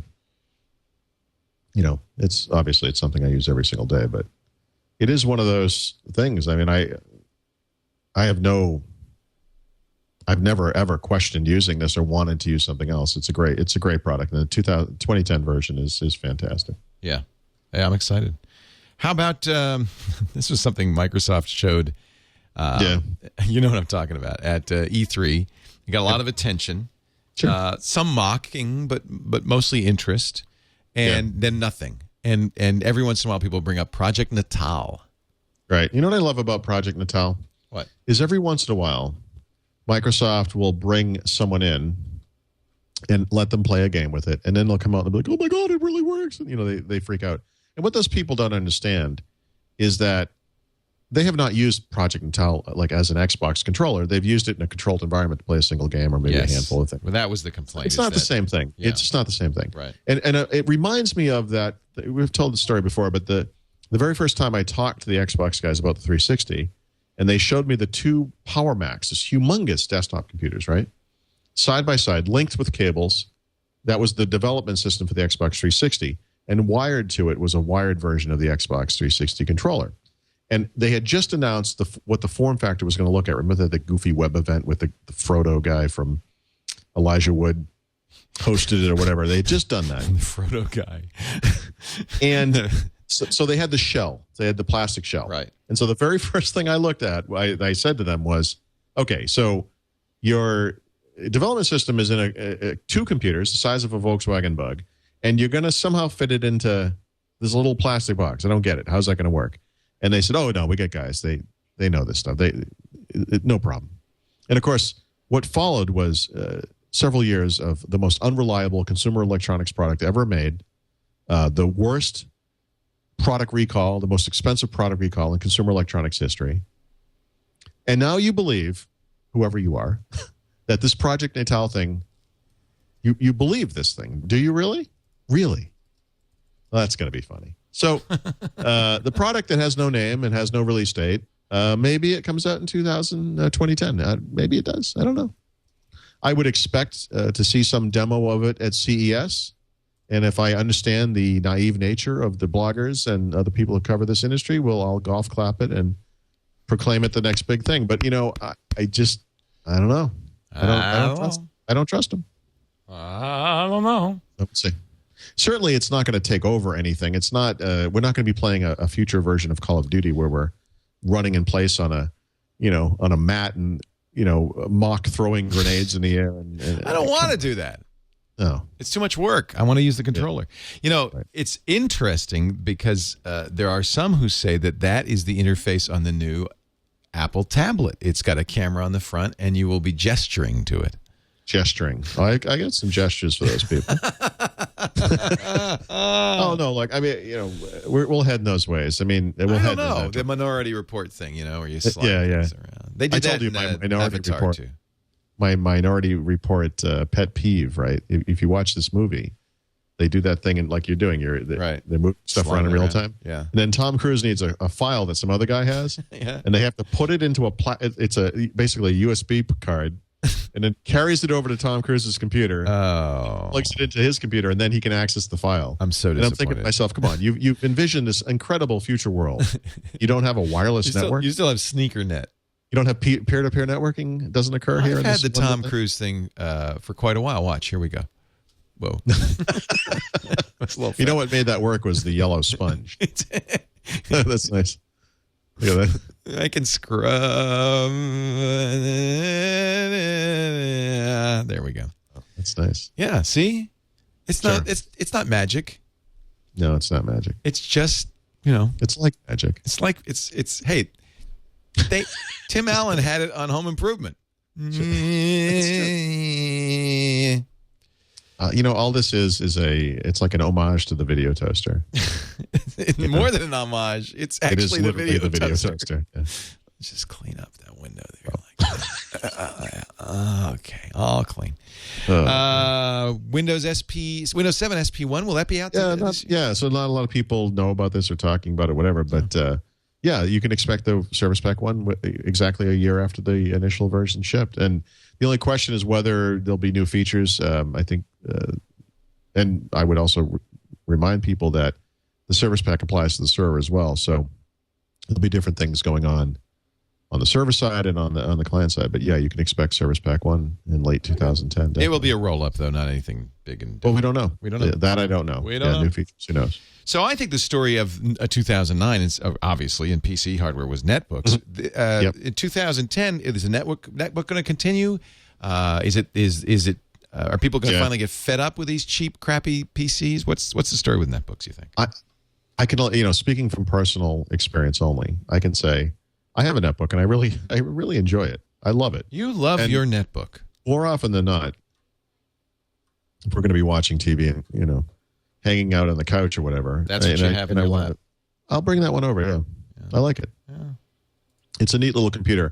I happen to use it for media management essentially, and it works well for that kind of thing. It's not as fast as my regular notebook. It's certainly nowhere as fast as my desktop computer and all that stuff. But it is that kind of utility computing, and it's good enough. And I think it is good enough for people. I would caution people not to replace computers with netbooks. Use them as sort of a side machine. But I see netbooks continuing to be a big deal, and I think it will last beyond the effects of this economic recession. I think this is a market segment that will just be there, whether it merges into some other kind of low-end, notebook or whatever. Who can say? But I think these small form factor computers will continue nicely. Just as smartphones will, right? And the silly debates over what constitutes a smartphone is very similar to the debates over, well, what is a netbook? And it doesn't really matter because this is something that will evolve over time, just like our understanding of what a computer is has evolved over time. Mm-hmm. So I expect some evolution there on the netbook side. But I think they're going to continue along. Yeah, absolutely. And some of them will be tied to 3G network subscriptions, just like smartphones. I think that's a good market for those companies, for the wireless networking companies. I think that's a good market to focus on, and potentially a good deal for some people as well. So yeah. And so netbooks and then smart books are kind of like... Well, smart books. A smart book, and again, I kind of hate the nomenclature here, but a smart book, my understanding of what a smart book is, it's a netbook class computer tied to a 3G connection that's running a non-mainstream, non-PC operating system. So the netbook is Windows. You could be Smart running book is Android. Android. A netbook running Android would be a smart book. And a notebook, obviously, is a laptop. Right. And all three will continue. Yeah, I think so. Unless something else happens. something magical happens with a tablet, and then everybody says, I want that. An Apple tablet or whatever tablet, Right. An ultra-mobile PC, as we might have called them 4 years ago on the Microsoft side. Yeah, they may continue too. That was a flop. It was, but you know what? It's a decent little machine. And by the way, if you look at an ultra-mobile PC from 4 years ago, whatever, about an inch thick, you have to think, I think it'd be half as thick today. Yeah. A nicer screen. Nice. I mean, there's no reason that kind of I would love a machine like that. We'll just have to wait and see. I just don't want to pay $1,000 for it. Right. Oh, and if it's Apple, it's going to be $800. Well, that's the thing. I mean, you're right. I mean, we're really pretending that the company that can't sell a decent iPod Touch for under $300 is going to magically come out with a bigger version of it that's going to cost less. I mean, think about it. Hey, you did something I think kind of fun, and we'll roll this into our Audible ad because it is your favorite Audible books of 2009. Okay. Audible is the audio bookstore that we talk about all the time on the show. It's just a great place to get your books if you like to listen. And I know you like to listen to podcasts, so you're already halfway there. Audible has 65,000 titles, some of the best books ever written, available for download instantly. You can listen on almost any portable device. Do check their devices list to make sure it's compatible. It does work with the Zune, the iPod, the Kindle, many GPS devices. And, download takes a minute. Then you got the book on there, and wherever you go, in the car, at the gym, doing housework, you've got a great book to listen to. Yep. What were your favorites of 2009? So it's the Nightmares and Dreamscapes series by Stephen King. Yeah. Each story is read by a different person, and I think some people who've been listening for a while may recall that when we originally had this book on, I had been listening to one of it's a collection of short stories, the book itself. Just became an audiobook this year. Like I said, every story is read by a different person, celebrities and so forth. And there's a story in there. I'm listening to it, and I'm thinking, I recognize this voice. It's driving me crazy. Who is this person? listening. And then finally it occurred to me, it's the woman who plays Lisa Simpson on The Simpsons. Oh, wow. Yeah. So that's cool. There's some neat choices in there for the readers, but it's a fantastic collection. Unfortunately, it's 3 separate audiobooks, right? Because it's volumes 1 and 3. But it's easily, I would say, the best audiobook of the year. And what's your pick this week? This is kind of an interesting one. Audible is having what they're calling a holiday relief sale. I like it. Yeah, so 100 plus unabridged books for $10 each. Yeah, which is a great deal. But one of them is Jaws by Peter Benchley. This is a book I have, in fact, read a long, long time ago. And I checked it out. I told you earlier, I was looking at that kind of a self-help book earlier. It was the reading of it was terrible, and that's very rare, by the way, on Audible. But this one, it was just something stilted about it. If you play a clip from this one, for Jaws by Peter Benchley, yeah, it's really neat. It's got that classic Audible feel to it. It's Eric Steele is doing the narration. Here's a little bit from Jaws. The great fish moved silently through the night water, propelled by short sweeps of its crescent tail.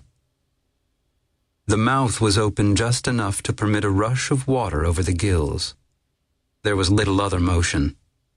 An occasional correction of the apparently aimless course by the slight raising or lowering of a pectoral fin, as a bird changes direction by dipping one wing and lifting the other. You're right. That's classic. Yeah, classic. And you can see it. And that's kind of the point with audiobooks is your brain is good at this. These books are vivid.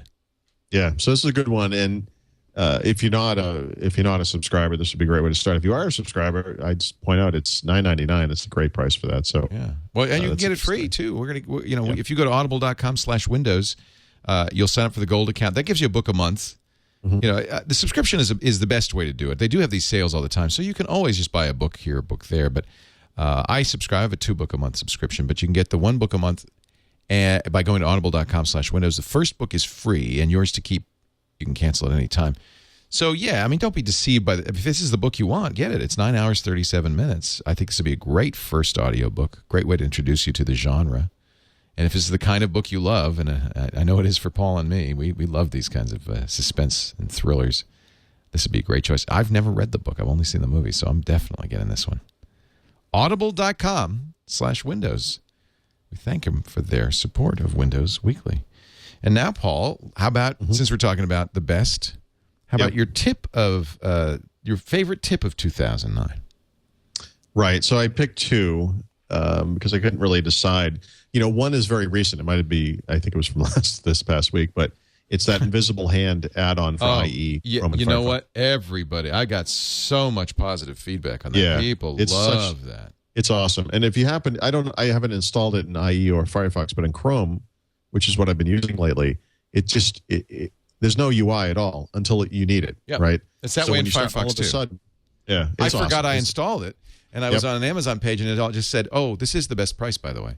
And I thought, that's so cool. So in my case, I thought I didn't install it because it doesn't do anything. Right. And I thought, maybe I should try it again, and then you run through and you realize, oh, wait, that's all it does. And then you browse around, and it just works great. It's such an awesome add-on. So the idea is when you're on a shopping site and works with Amazon and others, it tells you what other prices are, and if there's a better price, it says, "Hey, don't buy it here." Yeah, it's excellent. It's just excellent. I set my wife up. My wife's computer arrived this week, and I set her up with that. And she already. It was one of the first things she said. This thing is awesome. What is it's really neat. Yeah. Well, I'll give you. So the second one is we talked earlier about the issue on PC gaming and how this has generated a lot of email, and that's true. The past couple of weeks, this has been the big topic on my email. But looking back over the year, I've never gotten any more email, I don't think, about anything more than the issue of clean installing Windows 7 using the upgrade meter and how Microsoft completely bungled the communication of how that works and all that kind of stuff. So I have a guide to successfully clean installing Windows 7, regardless of the media that you have, regardless of the situation. It's on my Windows 7 page. So if you just go to winsupersite.com/win7, you'll see it. It's called Clean Install Windows 7 with Upgrade Media. It will work every time. I've gotten so much email from this, including every day. I mean, almost every day I get email about it still. And it's the type of email where someone will say, I have a valid copy of Windows Vista. I don't want to throw it on the PC. I just want to install Windows 7. I actually called them and thought I could activate it. They actually wouldn't let me do it, which kind of surprised me. So I said, screw it. I'll just use the guide that Paul has. It worked immediately. Thank you so much for saving me the hassle, because what they wanted me to do was reinstall everything. And, there's no reason for things to be that dumb. And it's exasperating. It's one of those things you have to deal with a company like Microsoft. So it's nice to be able to have a guide that just kind of works every time. So that's there if you need it. Yeah, I refer people to that almost every week on the radio show, Paul. People are always still asking this question. And I say, this is the definitive guide. It's everything you want to know is there. Right. It's well done. Thank you. This is the kind of service you provide that really makes a big difference, I think. Thank you. So those are two old tips. Do you want to do a new tip? I do have a new tip. This one comes from Keith Ropp, and this is, by the way, this is like hit my head on the desk that this has never occurred to me. One of the things that has come up again and again this year with Windows 7 coming out, we talked about it on the podcast, is there's a new taskbar. And because it's brand new to Windows 7, you have to think that some of this stuff isn't fully fleshed out. You can look at Mac OS 10 and the way they did the dock, and from your experience with it that this thing evolved over time. Yeah. That's how this stuff works. And so, looking at the Windows 7 taskbar, that there are certain things that don't work the way you want them to. And, maybe they'll get it right in Windows 8. Maybe they'll get it right in SP1 if we're lucky. Who knows? One of the issues is you can only have one Windows Explorer button on the taskbar. So if you wanted to have a shortcut to, to your documents folder, and you wanted to have a separate button on there for, your music folder, right. You can't do it. It puts them in the same in the same button, and you can access them from the jump list. So Keith, we recommended a few weeks back a way to work around that. There are other ways to work around it using different toolbars and stuff. I hate that kind of hokey stuff, but this is a need. One of the things I'd like to do is have a couple of different folders in my taskbar, because I access them so much and I don't want to navigate through a bunch of folders to get to them. So Keith wrote me this week, and he said, there is an easy way to do this. And it works like this. You basically create a shortcut to the folder that you want on the taskbar. You go into Properties, and in the Target field, you'll see a path to that folder, whatever it is. It may be in quotes if there's a space. It may not if there isn't. You add the word Explorer to the front of it, outside of the quotes if there are quotes. Just the word Explorer, space, and then whatever the path is. When you do this, the icon will change to the default Windows Explorer icon, but you can change it to whatever you want. There's a way to do that in that same dialog. But then you pin that shortcut to the taskbar. And you can do that as many times as you want, and you can have all different icons on there for all the different folders. And it totally works. Now, the only thing that it doesn't do is there's no sort of custom jump list for that thing, no big deal. And when you do click on that shortcut, it actually, you get like a box around the icon, around the button that's in the taskbar to indicate that thing is open. It doesn't occur on that folder. It occurs on the Windows Explorer icon. So that still is the place where you would have to go through the taskbar to get to it. But if you just want to launch it from the taskbar, this is exactly what I was looking for example. So I have now a couple of these. I've created custom icons for each one of them. And now, instead of navigating through some complicated structure, I can just click on that thing and have the window open and be there. And I love it. And I'm so glad he came up with this. If what I said doesn't make a lot of sense, because I rewind and listen to it again. Well, or click the link. It will be on. By the way, it's going to be on my mailbag page on Sunday. Yeah, be on my page for the. That'll podcast. make it easier if I can cut and paste the command. Yeah, cool. And finally. The software pick of the week. Yeah, so again, I have two. And again, I guess I'm kind of blurring the line between tips and the software here. But we love it all. I mean, who cares how you categorize it? Yeah. It's all good. But I went through the list. I have a page on my site. I have all the podcasts we put up here. I have lists all the tips, all the software. And I went through that and I kind of looked at stuff. And for me, the software pick of the week is two things that are big deals for me. One is Microsoft Security Essentials. Yes. To me, this is a complete no-brainer. Huge. Yeah, it's free, and that's a big deal. But it's small, lightweight, and it doesn't get in your face ever, and I love that. Love it. Anyone who's ever used Microsoft's previous security product, OneCare, knows this thing used to pop up dialogues like it was spitting out chiclets. It was insane. Hated it. And then other security suites. Is it effective, suites, do you think? Is it as effective as other stuff? It's rated well, but I think that anytime you anytime you talk about security, it's the human element that matters most in many ways. And I think if you browse the web with common sense, that's number one line of defense. But yes, I do think that it's enough. My kids use it on their computers. My wife uses it now on hers. And one thing I do with my kids' computers is I look at them from time to time because, you want to make sure nothing nefarious is going on there. And so far, so good. And it has a nice Asian couple on the website. Yeah, so you got that. Right? Yeah, it's got that going for it. Yeah. The other one, and this is absolutely crucial. And by the way, another thing I got my wife going with her new computer is LastPass. And this came out of my desire to find some kind of an elegant password store and a way to come up with complex passwords that were secure. And there are kind of classic examples of this kind of software that run on the PC that are PC applications. But what I wanted was something that would store this stuff up in the cloud so that I could log on to it and then get access to it from any browser. And that's exactly what LastPass does. And this thing runs in all of the browsers now. Up until the latest beta version of Chrome, you had to use kind of an awkward interface for it, but now it's a full-fledged extension, because they support that in Chrome, and it works wonderfully, and I absolutely love it. And it is, you talk about those things you always install when you install a new system. This is I load the browser, and then I download the browser I want, and then the next thing I do is I put LastPass on there. And it is absolutely me too. And by the way, completely cross-platform. It works on everything, including my Droid and my iPhone. Yeah. It is. I think you have to pay. I pay the $1 a month on the smartphone, and I do too. By the way, yeah. Well worth it. It's, I don't know what it's called, LastPass Pro or something. I do pay for it. It's fantastic. Premium. Yeah. Love it. $1 a month. Come on. That's a no-brainer, you know. And I'm glad they do the subscription because I want to support them because they keep adding great features. I was talking with Steve Gibson. I said, these guys must be listening to you, Steve, because everything you recommend, they add. They have the Yubico, the perfect password passwords. Well, I mean, this is just it. Yeah, when I got this, whenever it was earlier in the year, they supported IE and Firefox. And, I use Firefox, it's fine. And I really wanted to get it going in Chrome. And for a while there was you had to create these buttons and use them in the bookmark, like bookmarklets or whatever they call those. Right. And it wasn't as elegant, but at least it was a way to get it done. Oh, now it's great. And then they came out with the extension. The day one, when Google came out with that version with extensions, they were there, and it's fantastic. Yeah. And even since then, by the way, it's improved literally since Chrome with extensions came out. We're talking less than a month. That's why I'm perfectly glad to give them $1 a month because I'm getting $1 a month worth of value out of it. It's not. That's fantastic. Yeah. Fantastic. They I don't know who these guys are. The only thing that worries me a little bit is they're in Vienna, Virginia.